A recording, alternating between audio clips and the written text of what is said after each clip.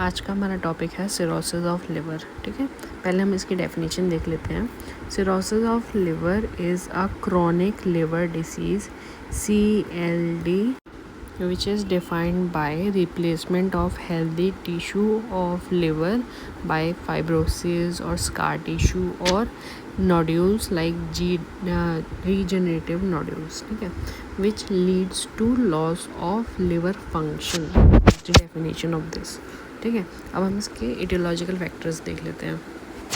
इसका सबसे पहले इटियोलॉजिकल फैक्टर सब में आता है, जो लिवर में आता है, क्रॉनिक अल्कोहल अब्यूज़, ठीक है, प्रोलॉन्ग्ड एक्सेस अल्कोहल कंजप्शन, ठीक है, ये इसका मेजर कॉज होता है। और chronic viral hepatitis and non alcoholic hepatitis is also associated with obesity, diabetes and metabolic syndrome and autoimmune hepatitis and genetic disorders and biliary diseases,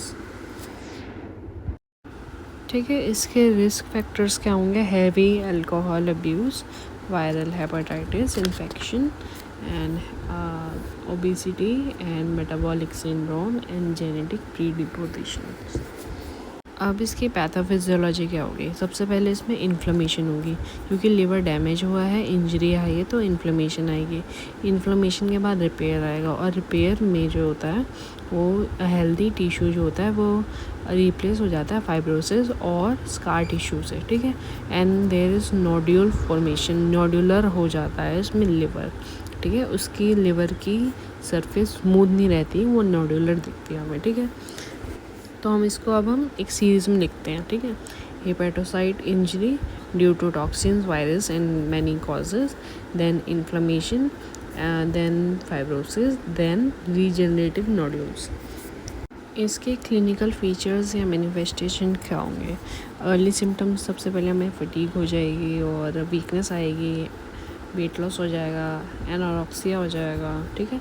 advance symptoms में क्या आएगा? Jaundice due to injury of the liver, ascites, encephalopathy, gastrointestinal bleeding and spider, और ये extra है, लिखने तो लिख देना, ठीक है। इसके कॉम्प्लिकेशंस देख लेते हैं हम।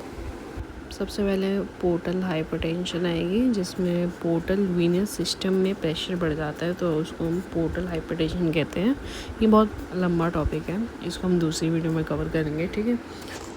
हेपेटोरीनल सिंड्रोम में क्या होता है? जब लिवर पे इफेक्ट आता है तो वो किडनी पर भी इफेक्ट करता है। There is high chances of renal failure, ठीक है। Hepatopulmonary syndrome, pulmonary lungs complication due to liver disease. Hepatocellular carcinoma, there is increase risk of liver cancer in cirrhotic or cirrhosis patient due to presence of nodules. Nodules have high tendency to turn into malignancy, ठीक है। अब हम इसकी diagnosis देख लेते हैं। सबसे पहले इसमें LFT आएगा, ठीक है, और LFT में बिलीरुबिन के लेवल देखेंगे ताकि हम जॉन्डिस का पता लगा सकें, ठीक है। सीरम एल्बुमिन टाइम और कंप्लीट ब्लड काउंट भी देखेंगे हम इसमें। इमेजिंग में सबसे पहले हमारा अल्ट्रासाउंड आएगा, CT MRI पे आ जाएगा, और इसमें हम जैसे नोड्यूल्स हो रहे हैं, तो नोड्यूल्स मतलब there is high tendency of turning into malignancy, तो उसमें बायोप्सी तो आएगा ही आएगा। And this is gold standard for diagnosis and staging of the cirrhosis, ठीक है, लिखना ही लिखना है ये। तो अब हम इसका मैनेजमेंट और ट्रीटमेंट कैसे करेंगे, ठीक है। सबसे पहले कॉज को हम ट्रीट करेंगे। Elimination of the aetiological factor is must, like complete stoppage of alcohol, nutrition support and management of underlining causes, like क्योंकि इसमें high chances of renal failure है, तो हम उसका मैनेजमेंट भी देखेंगे साथ में। और पल्मोनरी कॉम्प्लिकेशंस भी थी, तो वो भी देखेंगे, और सार्कोमा का भी चांस है, तो वो भी देखेंगे। इसमें मैनेजमेंट में वो आएगा ही आएगा, ठीक है। और इसमें antiviral therapy for hepatitis. Pharmacological treatment क्या होगा? Diuretics for ascites management and beta blockers to reduce the portal hypertension, lactulose for the hepatic encephalopathy, and antibiotics for spontaneous bacterial peritonitis.